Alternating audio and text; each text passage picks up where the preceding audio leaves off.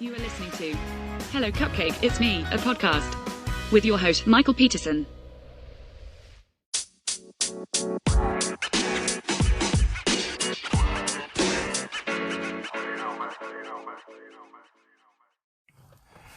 Hey everyone, Michael here with Hello Cupcake, It's Me, a podcast. Today is May 4th, 2023, and thanks for hanging with me. This is episode 64. So, May the 4th be with you all. If you haven't done so already, please hit like and subscribe, then head on over to youtube.com/HelloCupcakeIt'sMe to check out the YouTube channel. Like and subscribe there. Make sure you also check out the community tab and introduce yourself and all that fun jazz, and then head on over to hellocupcakeitsme.com to check out the blog. So, yes, today is International Star Wars Day, known as May the 4th, because, well, we are a bunch of geeks, and we think that May the 4th sound like May the Force, so that's probably what you're going to notice on today's Facebook posts and all that other stuff, is a bunch of people saying, May the 4th be with you, and that's what it is all about. Also, there's rumor that today Carrie Fisher, who played the Princess Leia character in Star Wars, is supposed to be getting a Hollywood Walk of Fame star and a whole dedication ceremony and everything. So, it's more for the fans than for Carrie, but you know what? We'll take the win. And she should have had the star long before now, but she is getting the commemorative star, and we are very happy about it. So, guys, oh man, it has been a real kind of productive last couple of days. This weekend, I just spent the entire weekend cleaning. I cleaned an alcove by my desk, and then I cleaned up the floor around my desk. I cleaned a little bit of my living room, did my coffee table, which my coffee table is just a crap stacker. Like, literally, that's all that happens on that poor coffee table. I just throw all my shit right on it, and it ends up, like, getting to be this gargantuan pile of just bullfuckery that I have no idea what to do with. So every few months or so, I go through and I just do a purge, and that's what I ended up doing, was just purging everything off of my table. And then I have a couple of Doom boxes underneath that. I have one Doom box that sits on top of the table. That's where I usually throw my keys and my wallet and stuff. And then I have two other Doom boxes underneath the coffee table. And I really need to consolidate those boxes and get those out of my life and figure some shit out, because I need to stop boxing stuff up. If I'm not using it or not going to use it, I need to get rid of it. Like, I came across a digital camera that I thought I had, but couldn't remember if I had or not when I was cleaning off my kitchen, or off my dining room table. So, like, yeah, when I'm starting to get to the point where I'm forgetting that I have things or can't remember where I placed them, it's time to either get rid of them or relocate them to an area where they can be utilized more often. So after doing my little bit of my living room, I still got a bunch that I need to do. I'm just doing very small sections at a time. I then did all of my dishes, and I cleaned off my counters, which I need to clean my counters off again because I did dishes and put all my dishes back onto the counters. So I gotta put all of those away, get that all cleaned off again. I cleaned my hallway rug. I have a rug liner, or one of those runners or whatever. It's a rug for a rug. So I pulled that out, took it outside, beat it, and swept it off the best that I could.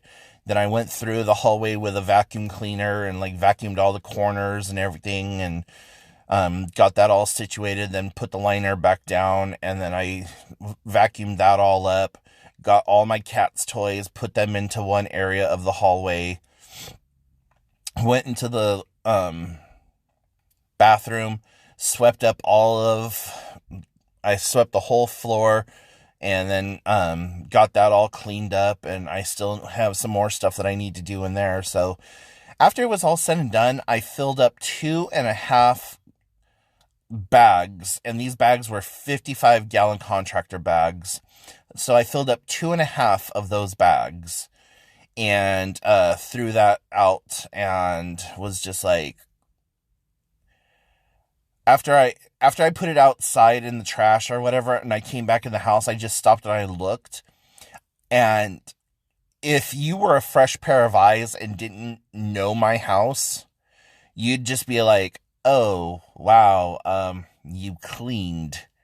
But since I know my house and I've seen what I've done, I was just like, okay, small progress. Not progress in anyone else's eyes, but progress. So, yeah, I still have a bunch to do, and I've been doing little by little by little.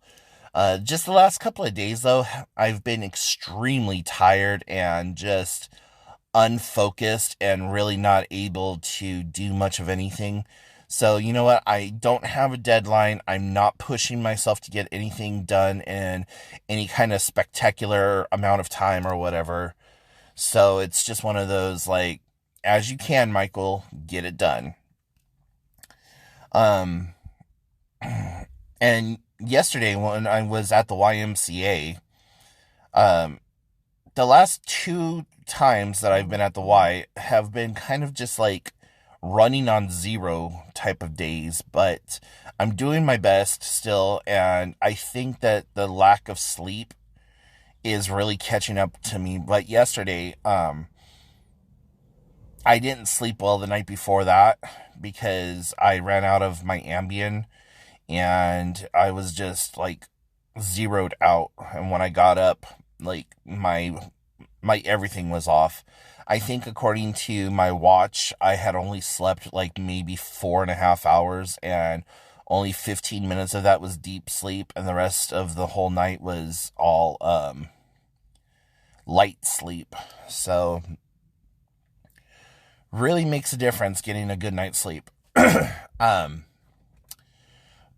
yeah, yesterday my blood pressure was like out of control, and my watch kept like telling me, hey, you are really high right now. Like, it was at one point my beats per minute or whatever it is that your watch monitors was telling me I was at 225, and I just could not get that down. Like, I was standing still and not moving at all, and I wasn't breathing hard. I wasn't doing anything, like just standing there, and it was still telling me that it was 168 to like 178. So at one point it finally broke, and I was back down to like my normal range. So I don't know why I was having like a hard time with that yesterday, but I really just kind of took things easy and didn't really push or exert myself, because I was like, I don't want to stroke out and have a heart attack and like cause this big old commotion and scene at the water, or here at the pool. And so but yesterday afternoon, after everything was all said and done, and I got done hanging out with my sister for lunch and stuff like that, I went home and I slept so hard and so good that I woke up tired again. Like, I had to force myself awake, and then by 10:30 or 11 o'clock, I was ready to go back to bed, and I slept good and hard through the whole night. So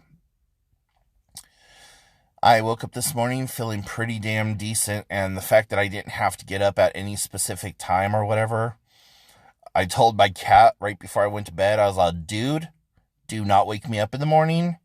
It's a sleeping day. And I don't know if he understood, but God bless his fluffy little butt. He left me the hell alone and did not scream at me to get up at like 5:30 like he usually does. So, that was nice, just being able to lay there and wake up naturally without like an alarm going off or my cat screaming in my ear or whatever. And what else is going on? Oh, I just discovered these amazing ramen noodles. They're by this company called King Soba, and they are organic brown rice ramen noodles. They're 100% brown rice Japanese style noodle cakes, and they are wheat and gluten free, and they are completely vegan. And they also have Japanese black rice noodles by the same company, and they are so freaking good. Hella starchy though, hella starchy, but they are so fulfilling. Like last night, I tried the brown rice noodles, and as those were cooking up, I took a can of Spam and I cut that up and I put that in the air fryer so it got all nice and crispy and crunchy. And about the same time that the noodles were done, I pulled the Spam out and I diced the Spam all up and I put it in with the noodles, and then I added this sesame seed oil all over the top of it, and then I came through with oyster sauce and I put that on the top of it, and just a little bit of a Top Ramen seasoning packet. Like I save Top Ramen seasoning packets a lot of times, especially if I'm like going to be cooking multiple packages of the same flavor. Then I'll save. So like I cook 3 packages of beef Top Ramen, we'll say. Then I'll only use 1 packet for all 3 noodles, and then I'll save the other 2 packets. So, yeah, I added a packet of mixture to the noodles and the Spam and everything, and it was just so good. A little on the salty side, like not salty like table salt, but like that sodium that, like, okay, that's probably like 1000% of my daily intake for sodium. But I'm a huge salt eater anyways, and so I just really enjoyed the hell out of it. And it's made for a really good meal. And so today I just got myself some more black rice noodles and more of the brown rice noodles, and I'm really looking forward to that. I think I'm going to make up kind of a traditional ramen and add some eggs to it, and might even use I have another can of Spam, and I might use that as the protein again, and just or the meat protein, I should say, and just try it out that way. But really, really good. Really good. And that was by King Soba. What else has been going on? Oh, been making really good leeway with the book. I have done a lot of new author research, and I have been utilizing the hell out of nolo.com, which is a really amazing online legal website, and they have a bunch of books and stuff that have a lot of great information in it. I originally came across Nolo probably a good 15-20 years ago now, at least. When I was in California, before I moved up here, I started learning about the Nolo law firm website, whatever the hell you want to call it. And I've used them on and off throughout the years for like copywriting materials. And when I was developing websites there for a while, I used a lot of their legal knowledge and resources to copyright and put together terms of services and EULAs and stuff like that. So really awesome,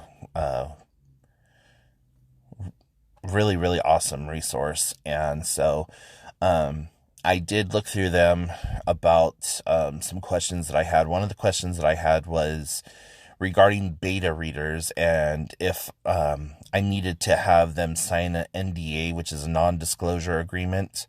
And a lot of Facebook forums and places like that are all like, oh, no one wants to steal your book, blah, blah, blah, blah. It's really not that great. It's nothing, blah, blah, blah. And I'm just like, you know what? I know a lot of people that make other people sign NDAs for like all kinds of shit. Like my friend had their house staff sign NDAs just to work there. And the maid that they hired had to sign an NDA just to work there. So, you know, not that I think that I'm going to be like the next Stephen King or J.K. Rowling or what, insert author name here, but you know, this is a work of love. This is something that I am putting a lot of time and energy into, and should I ever go to publish it, I don't want somebody to take the information and run with it. And, you know, just, I want to protect my work. And, I want to start doing the beta testing here pretty soon. I have, at this moment in time, I have 89 days worth of material.